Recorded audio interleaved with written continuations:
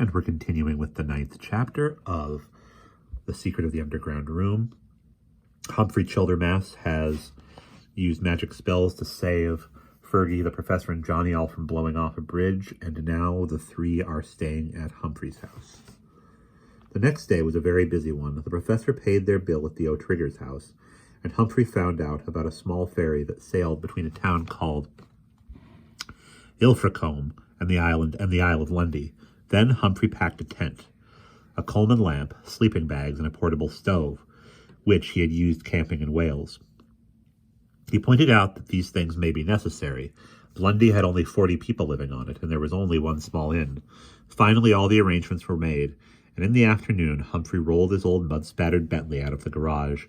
It was a windy day, with tattered clouds flying across the sky. A storm had been predicted, but Humphrey remained optimistic, and he whistled cheerfully as he helped the others load their equipment into the car. Johnny and Fergie climbed into the roomy back seat, and the two men got into the front. Soon they were on narrow back roads that ran between high stone walls and rows of hedges. Humphrey was just as terrifying a driver as the professor was, and the boys were hurled all over the back seat as the car careened around curves. The sky began to get darker, and thunder rumbled in the distance. Trees and bushes thrashed in a wind that suddenly sprang up, and rain fell in big drops and splattered on the windshield. Soon the rain was falling in sheets, and the car slowed to a crawl.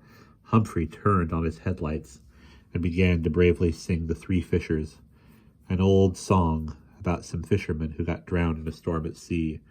And the night rack came rolling in, ragged and brown. For men must work and women must weep, though storms be sudden and waters be deep, and the harbour bar be moaning. You have great taste in song, said the professor. How long do you think this blasted storm is going to last? Humphrey shrugged. Search me. Sometimes they go on for days in these parts. It's sea weather, because we're so close to the coast. If it's storming this hard when we reach Ilfracombe, the ferry may not be able to take us to Lundy today. Peachy, grumbled the professor. So what do we do in that case? We wait. That's all we can do.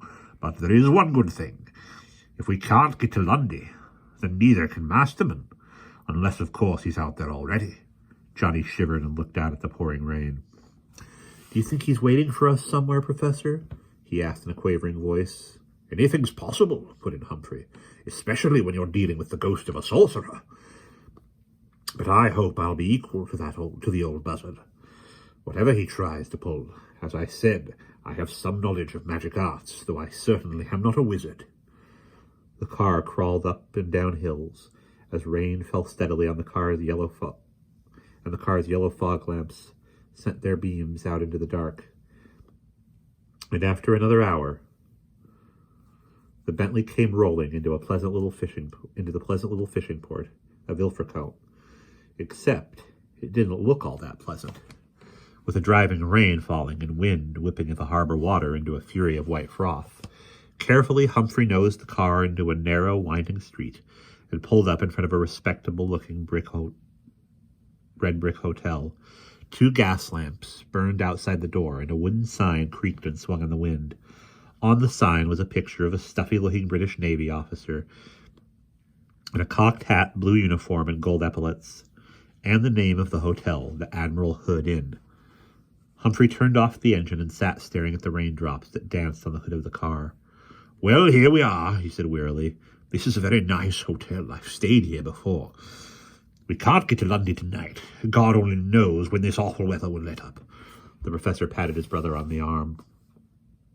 What can't be helped, he said gently. You've done all you could, Humphrey, and more besides. Let's hope tomorrow we'll wake up to clear skies and a quiet sea. In the meantime, let's go in and find some rooms. I don't know about the rest of you, but I'm good for dinner, and not much more. The boys followed the 2 men into the inn. As it turned out, there were 2 adjoining rooms available, one for the boys and one for the professor and his brother. After the 4 of them had gotten checked in, Humphrey led the way down the street to a restaurant. By 8 in the evening, everyone was sitting around the hotel's lounge, watching television or leafing through magazines, and by 10 they were all sound asleep. Johnny and Fergie shared a low-ceilinged room with framed engravings of hunting dogs on the walls. The windows were half open, so they fell asleep to the sound of rain pattering in the courtyard behind the inn. Afterward, Johnny never could figure out what it was that awoke him, but around 3 a.m. he came awake with a start and sat upright in his bed, glancing around and wondering what was the matter. A few feet away, Fergie snored on. Carefully, Johnny put his glasses on. He could not shake off the feeling that there was something very wrong. With a worried frown on his face, he got up and padded across the rug to the door that led to the room where Humphrey and the professor were sleeping. As quietly as he could, Johnny twisted the knob and peered inside. The room was completely dark, with lights from a street lamp flittering in. Johnny could see 2 empty beds covered with rumpled sheets, and the door leading to the hall was ajar. The men had gone. But where to and why? Johnny felt cold all over, but he managed to pull himself together. Stiffly, he marched back into the other room and started shaking Fergie. What mumbled Fergie thickly. He brushed his hair out of his eyes and then sat up. What's going on? He grumbled irritably. Is the hotel on fire? They're gone, whispered Johnny. Humphrey and the professor are gone. They're not in their room. Fergie yawned. Maybe they couldn't sleep, so they went out to catch a late movie. Johnny shook his head. No, that's not possible, he said. Everything in these English towns shuts down early. You know that as well as I do. And the weather outside is terrible. They didn't go for a walk, Fergie. I'm scared. I mean it. Wearily, Fergie peeled back the sheet and swung his legs out of the bed. He sat there with his hands on his knees, staring glumly at Johnny. Well, what are we supposed to do? He asked. Run around the streets hollering for them? They might have just wanted to have a private talk somewhere. I think you're pushing the panic button a little early, Big John. Johnny folded his arms and frowned stubbornly. Look, Fergie, he said, if you don't want to come with me to look for them, I'll go by myself. Fergie sighed. Johnny was usually pretty timid, but when he got stubborn, he was impossible to move. Oh, all right, Fergie growled. I'll come with you. Just let me get some clothes on, okay? A few minutes later, Fergie and Johnny were standing in the doorway of the old inn, staring out at the falling rain. Both were wearing raincoats, and Johnny was carrying the professor's large black umbrella. He didn't take this with him either, muttered Johnny, tapping the fabric of the umbrella with his finger. That's not like the professor. You know he hates to get his head wet. Fergie shrugged. Okay, you made your point. Something funny is going on. So which way do we go to look for them? Johnny paused. With a strange look on his face, he unbuttoned the front of his raincoat and reached under his shirt to touch the silver crucifix that hung from a chain around his neck. Then he pulled out his hand, buttoned the raincoat again, and pointed off to the right. This way, he said. Fergie gave Johnny one of his you-must-be-out-of-your-mind looks, but he followed his friend down the street. Johnny put up the umbrella, and the rain made a steady noise on the stiff cloth. They walked past dark, closed-up shops. In the distance, the boys saw a lighted storefront. Hey, what do you make of that? Whispered Fergie. Somebody must be cleaning their store or something like that. Johnny said nothing, but plodded onward. They crossed a small intersection and felt rough cobblestones under their feet. Soon they were close to the lighted store and could see shelves full of bottles behind the plate glass window. All kinds of bottles, short ones, fat ones, tall skinny ones, whiskey bottles, medicine bottles, and tiny ornament bottles. They came in all colors, mauve and blood red, dark blue, and green and purple. All were covered with cobwebs. The light inside the store cast varied patterns of color on the sidewalk outside. As he paused in front of the shop, Johnny looked up and his blood froze. The weathered wooden sign over the door said, Masterman's Bottle Shop. After swallowing hard a couple of times, Johnny forced himself to move closer. Fergie was right beside him.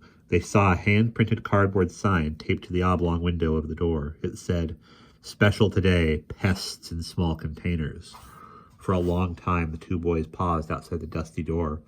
Then with a sudden motion, Johnny moved boldly forward and twisted the knob, and they stepped inside.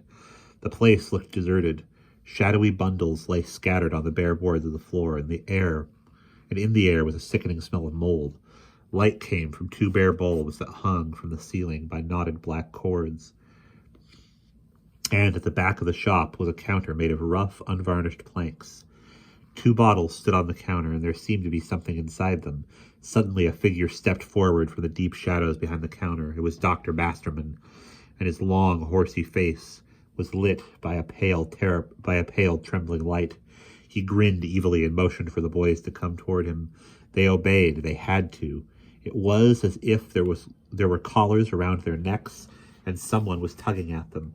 Fergie and Johnny stood before the counter, and they saw what was in the bottles. The wide, distorted face of the professor looked out from one, and from the other Humphrey stared.